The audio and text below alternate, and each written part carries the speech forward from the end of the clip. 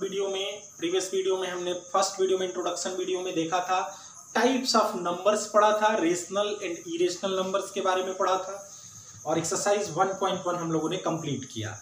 अब हम आज पढ़ने वाले हैं representation of rational and irrational numbers on real line.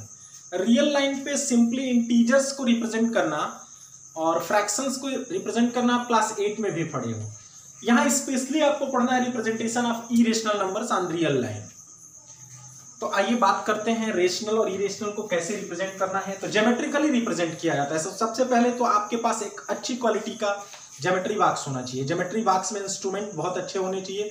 तो थोड़ा सा खर्चा आपको पढ़ाई पर भी करना पड़ेगा। अच्छी क्वालिटी का इंस्ट्रूमेंट खरीदिए और ज्योमेट्री बॉक्स लीजिए, क्योंकि ये जो ज्योमेट्रिकली रिप्रेजेंटेशन किया जाता है इसका, उसमें कंसंट्रेशन बहुत जरूरी है और एकदम बिल्कुल कंसंट्रेशन के साथ कोई भी रिप्रेजेंटेशन करना हो तो ज्योमेट्रिकली कीजिए। तो कुछ इंस्ट्रूमेंट का नाम जान जाते हैं। इसको क्या बोलते हैं? इसको ये क्या है? ज्योमेट्री बॉक्स में स्केल है। इसको क्या कहते हैं? डिवाइडर। ये डिवाइडर है और ये कंपास है, compass.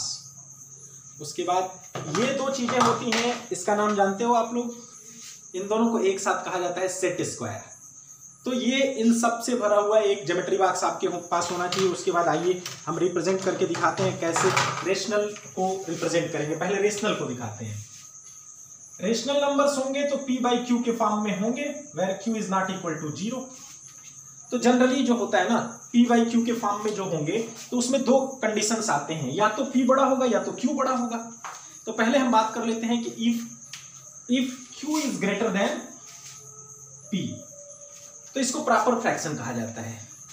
q is greater than p, denominator अगर बड़ा हो p से तो वो नंबर अगर पॉजिटिव है तो हमेशा 0 और 1 के बीच में लाई करता है रियल लाइन पे। रियल लाइन क्या होती है? एक स्ट्रेट हॉरिजॉन्टल लाइन होती है, बीच में 0 होता है, उसके राइट साइड सभी पॉजिटिव इंटीजर्स होते हैं, लेफ्ट साइड नेगेटिव इंटीजर्स होते हैं और दो इंटीजर के बीच में इनफाइनाइट रेशनल नंबर्स होते हैं। तो अगर जैसे एग्जाम्पल के लिए ले लेते हैं हम 3/4, ये एक रेशनल नंबर है, इसको रिप्रेजेंट करना है हमको ज्योमेट्रिकली। तो सबसे पहले हम क्या करेंगे? एक रियल लाइन बनाएंगे। एक रियल लाइन बनाएंगे जो माइनस इनफाइनाइट से प्लस इनफाइनाइट की तरफ होगा। बीच में यहां 0 को लोकेट करेंगे। फिर इक्वल इंटरवल पे, इक्वल डिस्टेंस पे हम इसको डिवाइड कर लेंगे, 1 2 एंड सो ऑन, जितनी की जरूरत हो रहेगी। इधर -1, इधर +1 और भी बढ़ा लेते हैं इसको, 2 एंड सो ऑन। ठीक है, ये एरो ये दिखाता है कि ये प्लस इनफाइनाइट तक जाएगा, इधर माइनस इनफाइनाइट तक। अब 3/4 यानी जब डिनोमिनेटर बड़ा हो न्यूमरेटर से तो हम हमेशा कहां ढूंढेंगे? उसको पॉजिटिव नंबर है, ये प्लस साइन है इसके आगे, तो 0 और 1 के बीच में। अब करना क्या है आपको स्टूडेंट्स? जो डिनोमिनेटर है ना, उतने पार्ट्स में आपको 0 और 1 को डिवाइड करना है। 0 और 1 के बीच का जो डिस्टेंस है इक्वली 4 पार्ट्स में डिवाइड करना है। तो 4 पार्ट्स में किसी लाइन को डिवाइड करने के लिए आपको 3 लाइन्स बीच में ड्रा करनी पड़ेंगी इक्वल डिस्टेंस पे। तो हम कर लेते हैं इक्वल डिस्टेंस पे स्केल के हेल्प से। 1 2 3 लाइन्स हमने ड्रा कर लिया, 3 लाइन्स। अब हमें रिप्रेजेंट किसको करना है? 3/4 को। तो अब हमको देखना क्या है? न्यूमरेटर को देखना है। तो न्यूमरेटर कितना है? 3। तो अगर न्यूमरेटर 1 होता तो फर्स्ट नंबर वाला होता 1/4। अगर न्यूमरेटर 2 होता 2/4 तो सेकंड नंबर वाला होता। अगर ये 3 है तो थर्ड नंबर वाली जो लाइन होगी 1 2 3, ये थर्ड नंबर वाली जो लाइन होगी ये रिप्रेजेंट किसको करेगी? 3/4 को।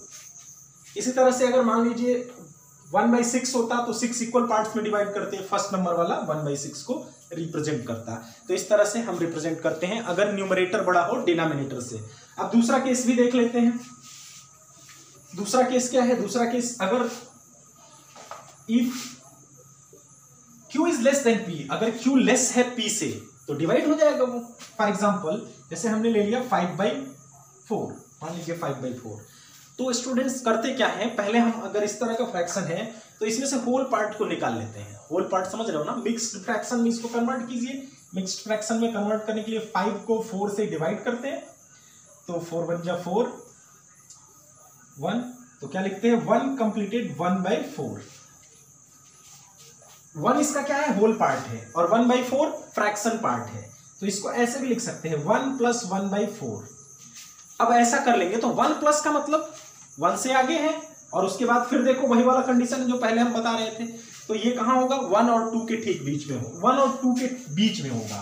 फिर रियल लाइन हम ड्रॉ करेंगे, रियल लाइन को ड्रॉ करेंगे, यहाँ पे 0 को लोकेट करेंगे, 0 1 2 एंड सो ऑन। अब ये कहाँ है, 1 प्लस 1/4, तो ये 1 और 2 के बीच में होगा। मीन्स जो भी होल पार्ट आएगा उस इंटीजर और उसके बाद वाले इंटीजर के बीच में होगा। अगर निगेटिव है तो उससे पहले वाले इंटीजर के बीच में होगा। जैसे माइनस आता, माइनस में होता तो -1 और उसके -2 के बीच में होता है। अब क्या करना है, 1 और 2 को 4 इक्वल पार्ट्स में डिवाइड करना है, क्योंकि डिनोमिनेटर 4 है। तो 3 लाइंस ड्रॉ करनी पड़ेंगी, 1 2 3 इक्वल डिस्टेंस पे। अब 1 प्लस 1/4 आ रहा है तो फर्स्ट नंबर वाला, अगर 2/4 आता, 1 प्लस 2/4 तो सेकंड नंबर वाला होता। तो फर्स्ट नंबर वाली लाइन को डार्क करके और यहाँ लिख देंगे, ये किसकी वैल्यू है, 5/4। तो इस तरह से स्टूडेंट्स हम रेशनल नंबर को रिप्रेजेंट करते हैं रियल लाइन पे। अब हम बताएंगे इरेशनल को कैसे रिप्रेजेंट किया जाता है रियल लाइन पे।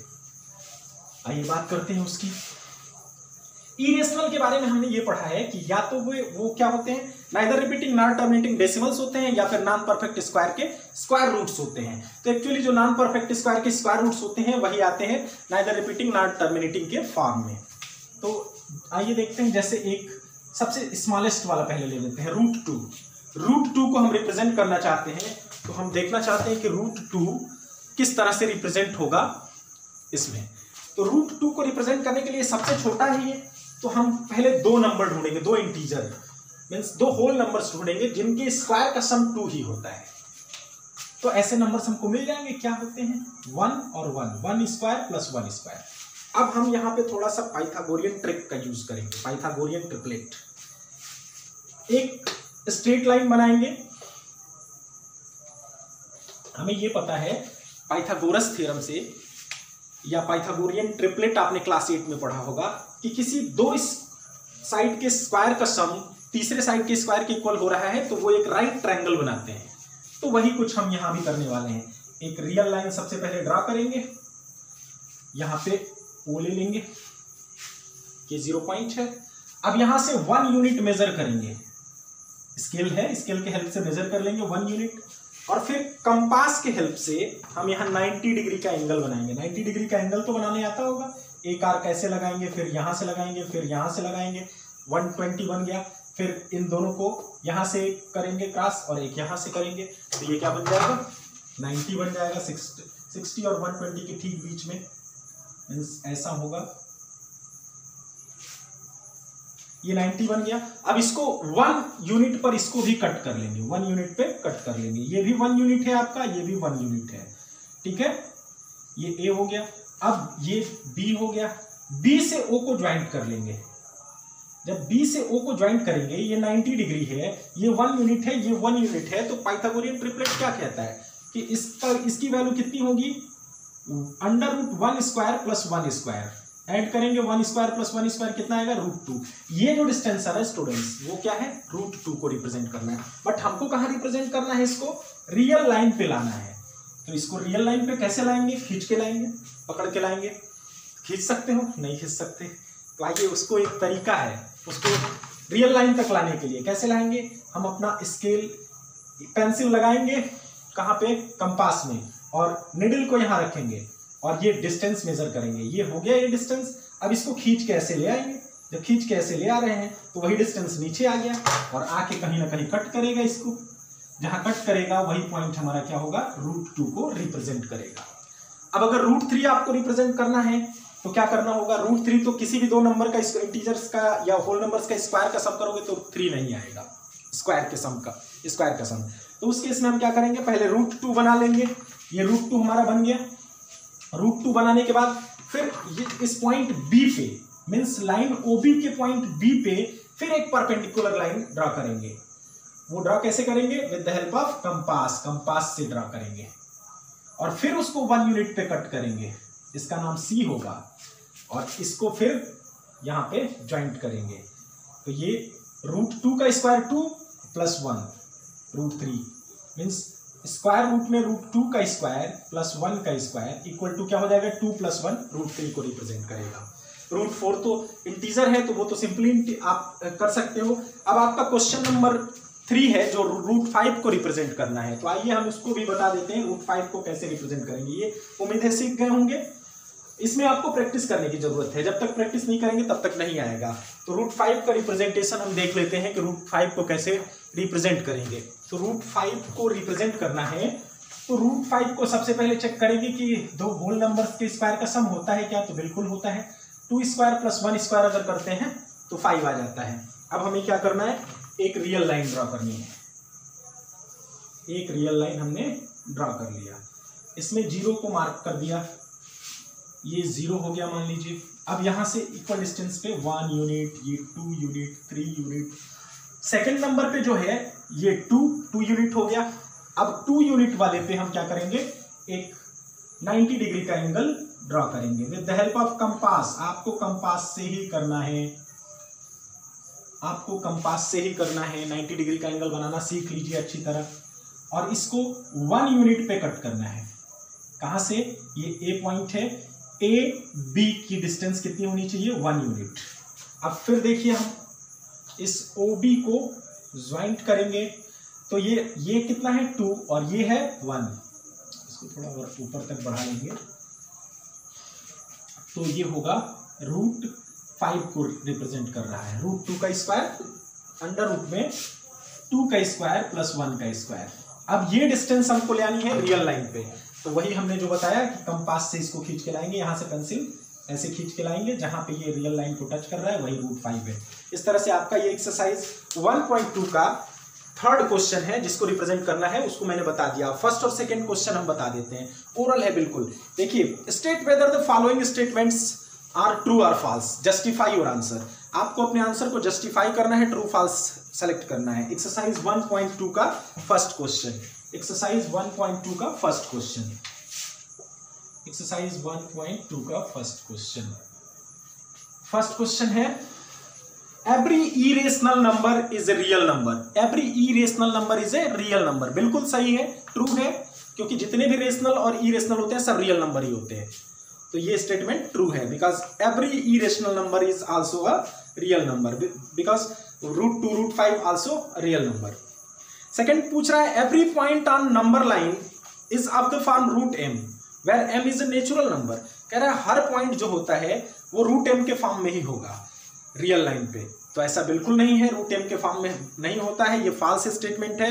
The square root of any natural number is always positive and can never be negative. जबकि रियल लाइन पे निगेटिव पॉइंट्स भी होते हैं, तो वो निगेटिव पॉइंट्स स्क्वायर रूट के फॉर्म में हो नहीं सकते। तो रीजन क्या लिखेंगे, because square root of any positive, because square root of any natural number is always positive and can never be negative, but real line have some negative points also. Third है, every real number is an irrational number। कह रहा है every real number is an irrational number, तो ये भी false है, क्योंकि बहुत सारे रियल नंबर्स आपको ऐसे मिल जाएंगे जो इरेशनल नहीं होते, जैसे 3 है, 5 है, 7 है, ये इरेशनल है बट रियल नंबर्स हैं बट इरेशनल नहीं है। और सेकंड क्वेश्चन है, are the square root of all the positive integers irrational.